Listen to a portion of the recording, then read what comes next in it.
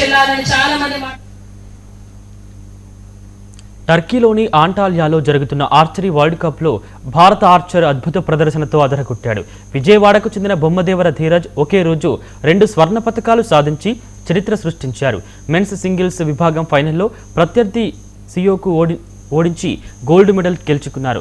అంతకుముందు మిక్స్డ్ డబుల్స్లో కుంకుమ్ మొహత్తో కలిసి మరో స్వర్ణ పతకం సాధించారు. దీంతో ఒకే రోజు 2 గోల్డ్ మెడల్స్ సాధించడం అరుదైన రికార్డును తన ఖాతాలో వేసుకున్నారు.